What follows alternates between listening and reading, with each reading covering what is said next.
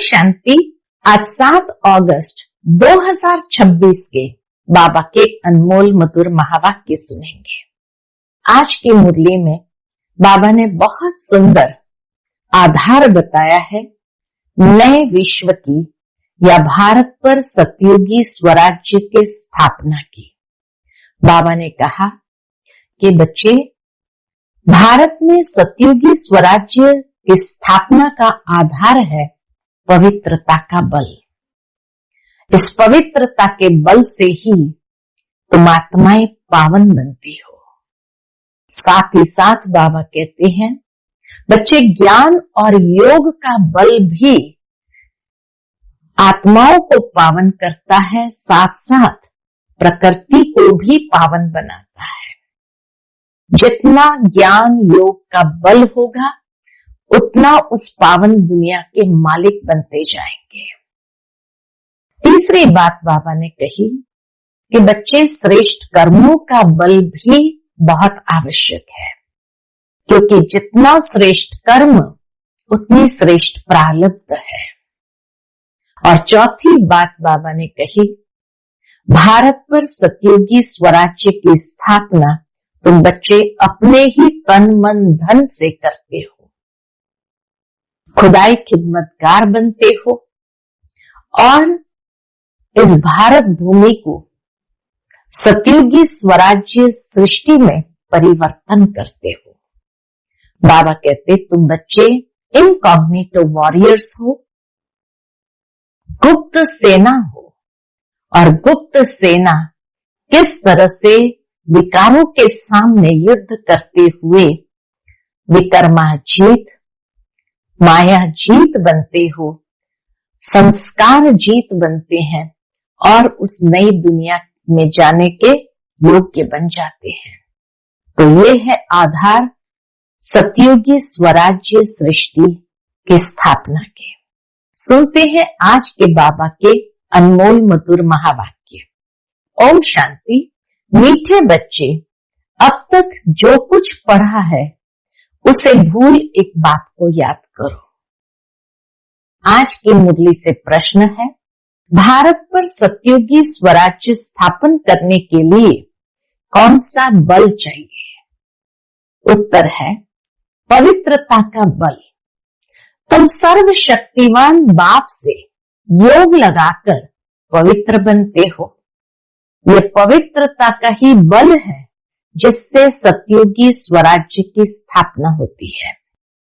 इसमें लड़ाई आदि की कोई बात नहीं है। दूसरी बात बाबा कहे, ज्ञान और योग बल ही पावन दुनिया का मालिक बना देता है। इसी बल से एक मत की स्थापना हो जाती है। ज्ञान और योग बल से पावन दुनिया के मालिक बनते हैं और इस बल से ही एक मत की स्थापना हो जाती है। आज की मुरली से पहले गीत बजा है, आखिर वह दिन आया आज।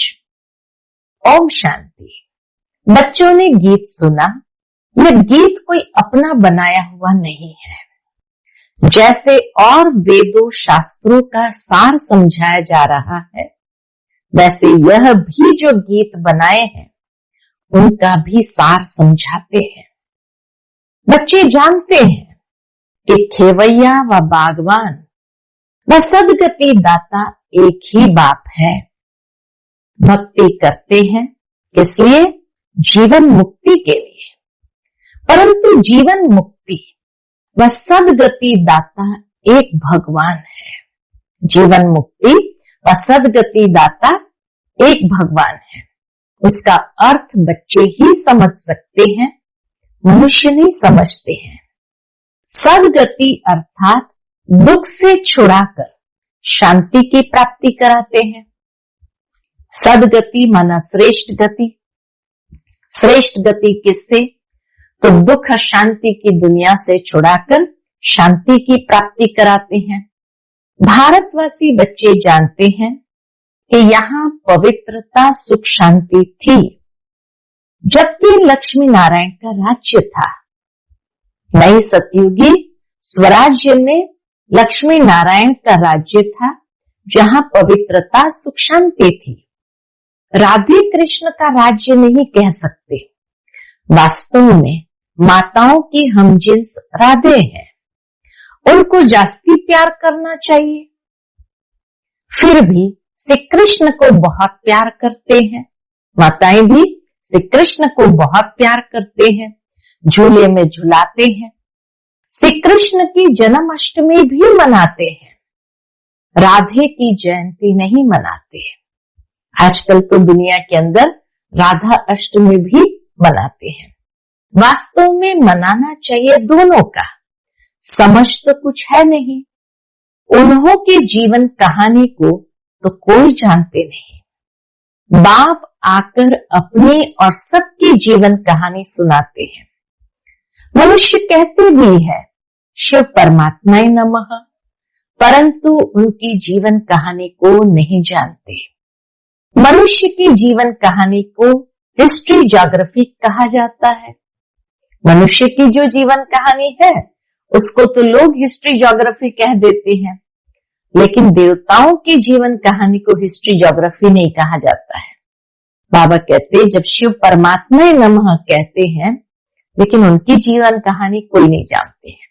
परमात्मा के बारे में कुछ नहीं जानते, देवताओं की जीवन कहानी नहीं कही जाती है, मनुष्य की जीवन कहानी को हिस्ट्री ज्योग्राफी कहा जाता है। दुनिया की हिस्ट्री ज्योग्राफी तो गाई जाती है ना, कितने इलाके पर राज्य करते थे, कितनी जमीन पर राज्य करते थे, कैसे राज्य किया, फिर वो कहां गए, कैसे राज्य किया लक्ष्मी नारायण ने, फिर वो कहां गए, ये बातें कोई नहीं जानते।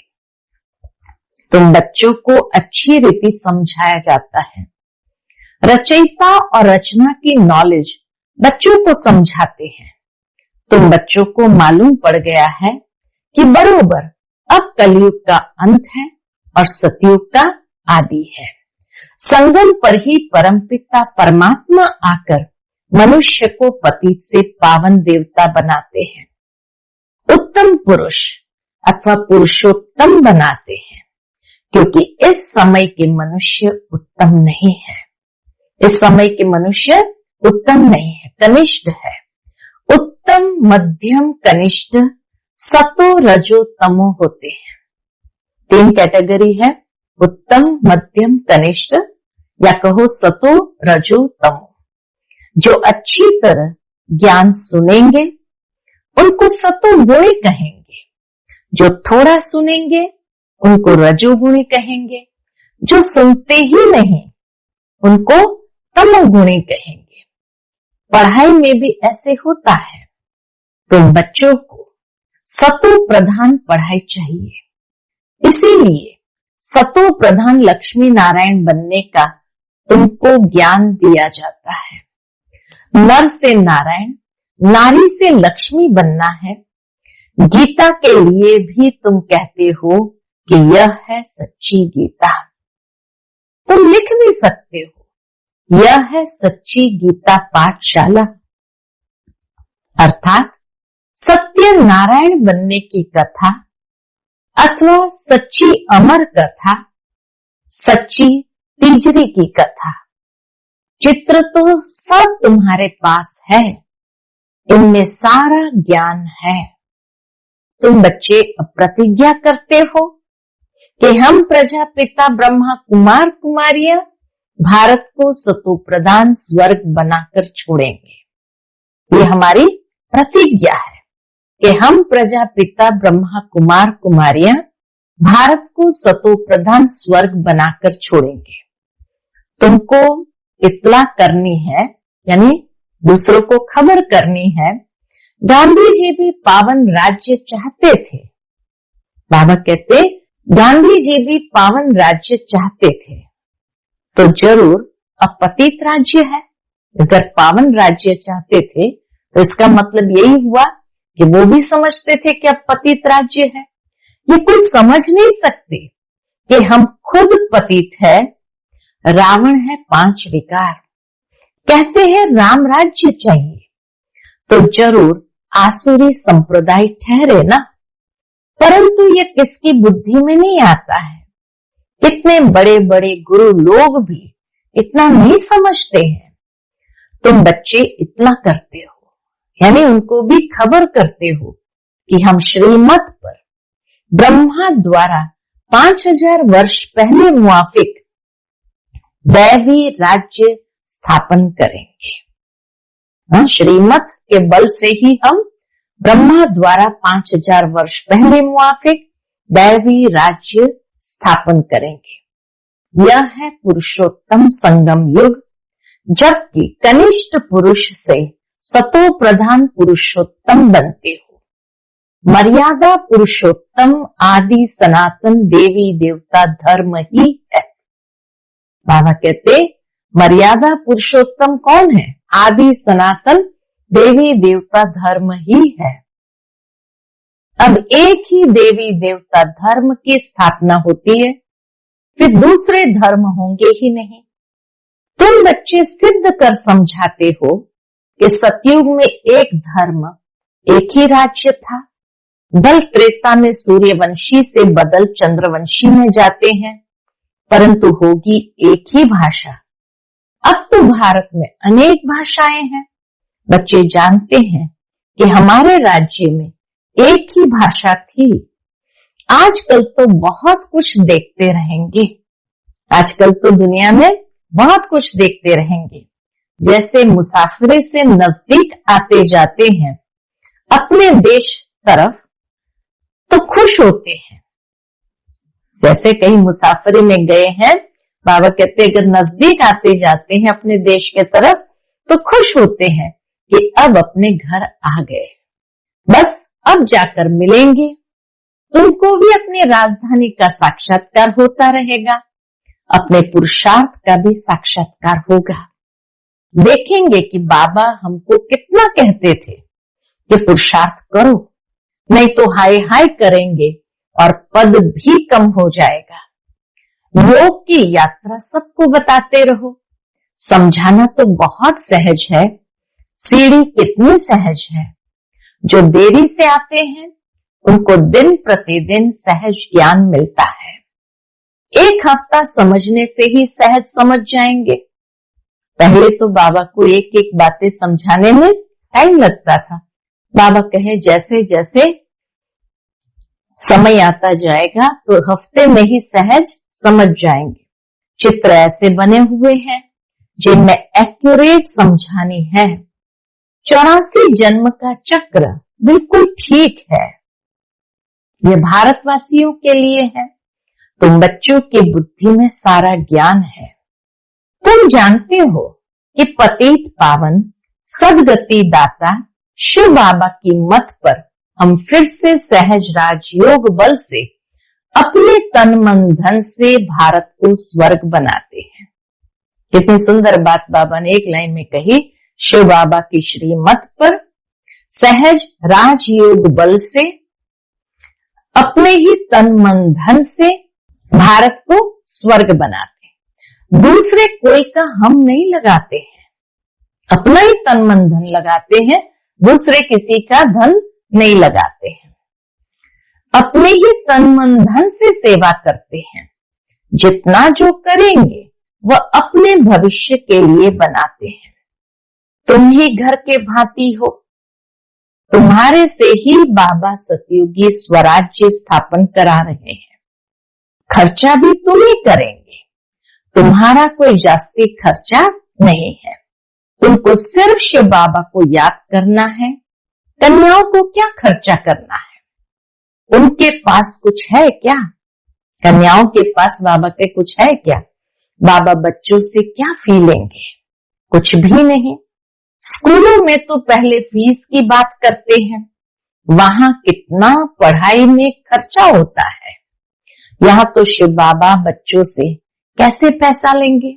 शिव बाबा को अपना घर थोड़ी बनाना है जो पैसा लेंगे। तुम बच्चों को भविष्य स्वर्ग में जाकर हीरे जवाहरों के महल बनाने हैं, इसलिए तुम यहाँ जो करते हो उसका रिटर्न भविष्य में तुमको महल मिल जाता है। ये बड़ी समझने की बातें हैं। जितना जो तन मन धन से सेवा करेंगे वह ऐसा वहां पाएंगे।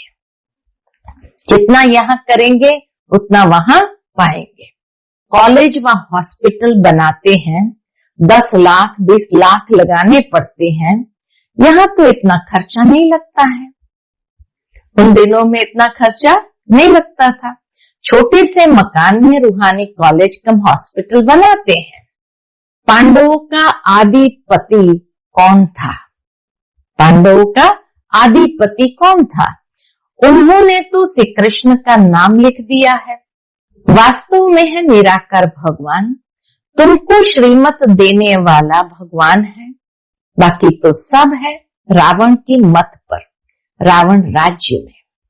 रावण की मत पर कितने डर्टी बन पड़े हैं। अब यही सृष्टि पुरानी वही नई बनती है। सृष्टि में भारत ही था, भारत नया, भारत पुराना कहेंगे। नया भारत तो स्वर्ग था, फिर भारत पुराना है तो नरक है। इनको कहा जाता है रौरव नरक। मनुष्य की ही बातें हैं।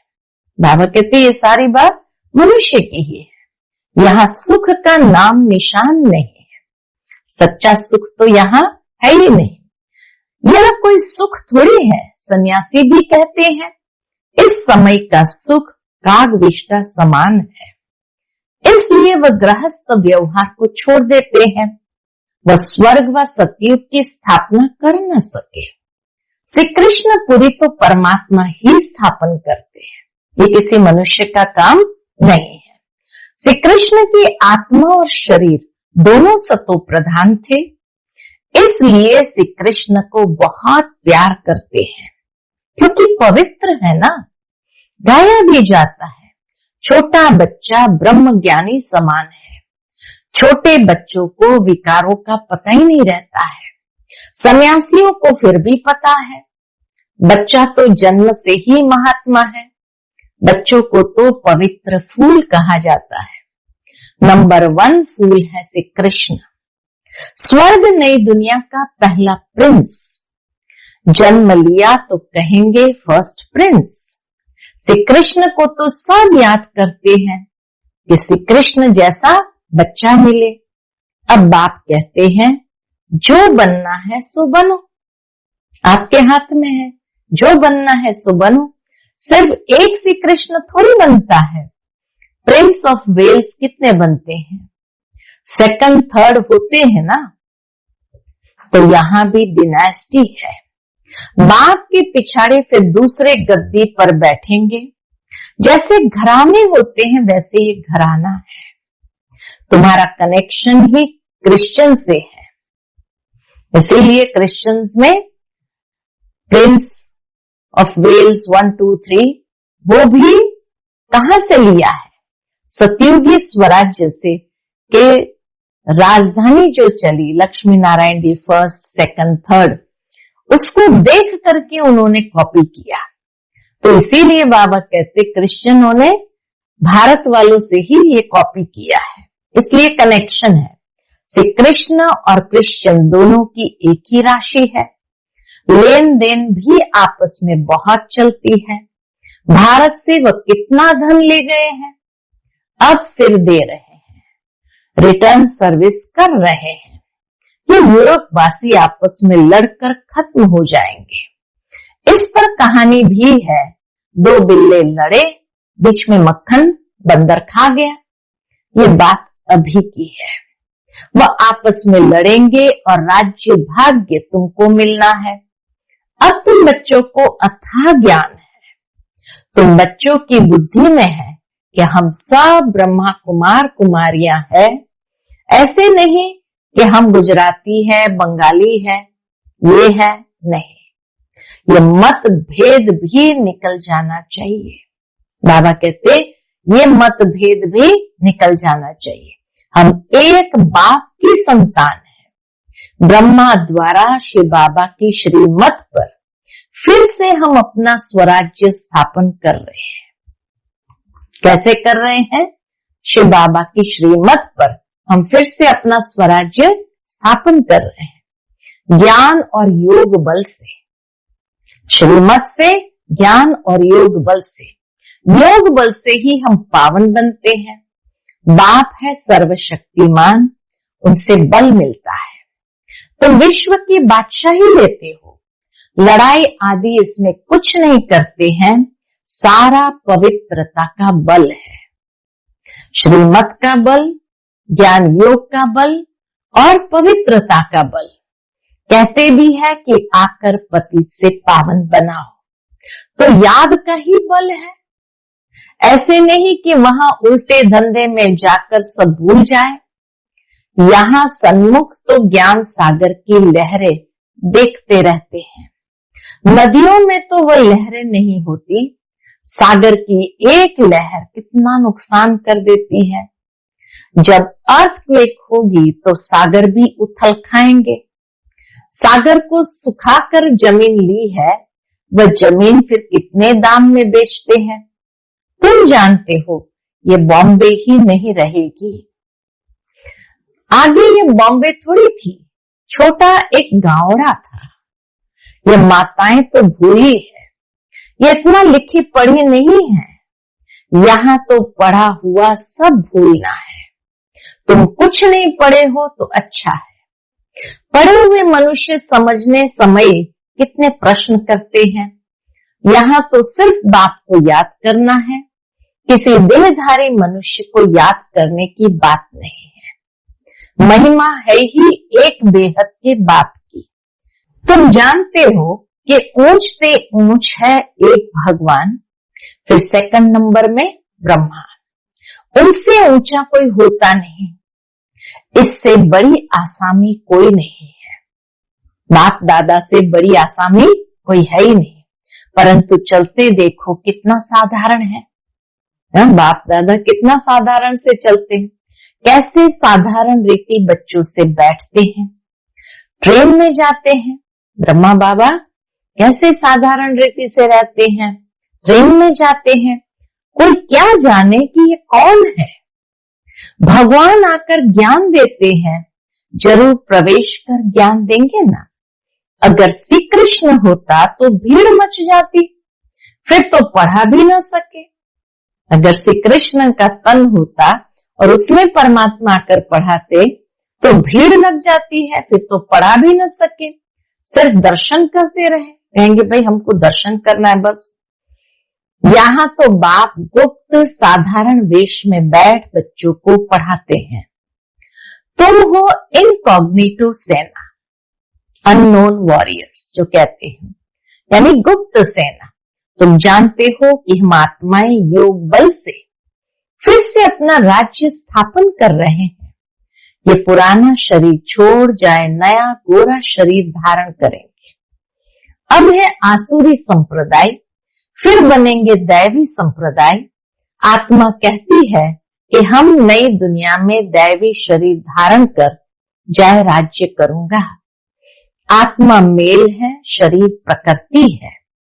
आत्मा सदैव मेल है, बाकी शरीर हिसाब किताब से मेल फीमेल का मिलता है। लेकिन मैं हूं अविनाशी आत्मा। आत्मा मेल है, फीमेल नहीं। शरीर हिसाब किताब के अनुसार मेल फीमेल का मिलता है। यह चक्र फिरता रहता है। कलयुग का विनाश भी जरूर होगा। विनाश के आसार भी सामने देखते हैं। वही महाभारत लड़ाई है तो जरूर भगवान भी होगा। किस रूप में, किस तन में है, वह तुम बच्चों के अलावा किसको भी पता नहीं है। कहते भी है मैं बिल्कुल साधारण तन में आता हूं, मैं श्री कृष्ण के तन में नहीं आता हूं। यही पूरे 84 जन्म लेते हैं। मैं इनके बहुत जन्म के अंत के भी अंत में आता हूं। 84 जन्म सूर्यवंशी घराने वाले ही लेते हैं, वही पहले नंबर में आएंगे। साकारी झाड़ और निराकारी झाड़ दोनों का तुमको सारा ज्ञान है। मूल वतन से नंबरवार आत्माएं आती है। पहले पहले देवी देवता धर्म की आत्माएं आती है, फिर नंबरवार और धर्म वाले आते हैं। चित्रों में समझानी तो बड़ी ऊंची है। बच्चों को समझाना है, कुमारियों को खड़ा होना चाहिए, है ना, आगे आना चाहिए। कोई बच्चियां ऐसी ऐसी बातें समझाएं तो कमाल है ना, कितना नाम निकालेंगी, लौकिक अलौकिक दोनों नाम वाला करेगी। बाबा कहते जब ऐसी कुमारियां खड़ी हो जाती है अर्थात आगे आती है तो कमाल कर देती है। अच्छा, मीठे मीठे सिकिलदे बच्चों प्रति माता पिता बाप दादा का याद प्यार और गुड मॉर्निंग। रूहानी बाप के रूहानी बच्चों को नमस्ते। हम सभी रूहानी बच्चों की रूहानी माता पिता बाप दादा को याद प्यार, गुड मॉर्निंग और नमस्ते नमस्ते। शुक्रिया बाबा, शुक्रिया। आज की मुरली से धारणा के लिए मुख्य सार है। पहली पॉइंट, संगम युग पर श्रेष्ठ कर्म करके पुरुषोत्तम बनना है। कोई भी ऐसा कर्म नहीं करना है जो कनिष्ठ बन जाए। दूसरी पॉइंट, गुप्त रूप में बाप का मददगार बन भारत को स्वर्ग बनाने की सेवा करनी है। अपने ही तन मन धन से भारत को स्वर्ग बनाना है। याद और पवित्रता का बल जमा करना है। आज का बाप दादा का मधुर वरदान हम बच्चों के प्रति है, अपनी संपूर्ण स्टेज द्वारा सर्व प्रकार की अधीनता समाप्त करने वाले प्रकृति जीत भव। अपनी संपूर्ण स्टेज द्वारा सर्व प्रकार की अधीनता समाप्त करने वाले प्रकृति जीत भव। जब आप अपनी संपूर्ण स्टेज पर स्थित होंगे तो प्रकृति पर भी विजयी अर्थात अधिकार का अनुभव होगा। संपूर्ण स्टेज में किसी भी प्रकार की अधीनता नहीं रहती है, लेकिन ऐसी संपूर्ण स्टेज बनाने के लिए 3 बातें साथ साथ चाहिए। कौन सी 3 बातें? पहली रूहानियत, दूसरी रुहाब और तीसरी रहम दिल का गुण। रूहानियत, रुहाब और रहम दिल का गुण। जब ये तीनों बातें प्रत्यक्ष रूप में स्थिति में चेहरे व कर्म में दिखाई दे तब कहेंगे अधिकारी व प्रकृति जीत आत्मा। रूहानियत, रुहाब और रहम दिल का गुण जब ये प्रत्यक्ष रूप में स्थिति में चेहरे में कर्म में दिखाई दे तब कहेंगे कि अधिकारी व प्रकृति जीत आत्मा। आज का स्लोगन है, श्रीमत की लगाम मजबूत हो तो मन रूपी घोड़ा भाग नहीं सकता। श्रीमत की लगाम मजबूत है तो मन रूपी घोड़ा भाग नहीं सकता। आज का व्यक्ति इशारा, अपवित्रता के बीज को भी समाप्त कर संपूर्ण स्वच्छ पवित्र बनो। उसके अंतर्गत बाबा कहते, अगर कोई भी अपवित्रता वृत्ति, स्मृति व संकल्प में है तो ब्राह्मणपन की स्थिति में स्थित नहीं हो सकते। इसलिए कदम कदम पर सावधान रहो। विशेषताओं के साथ अगर कोई एक भी कमजोरी है तो एक कमजोरी अनेक विशेषताओं को समाप्त कर देती है। एक कमजोरी अनेक विशेषताओं को समाप्त कर देती है। अच्छा, ओम शांति।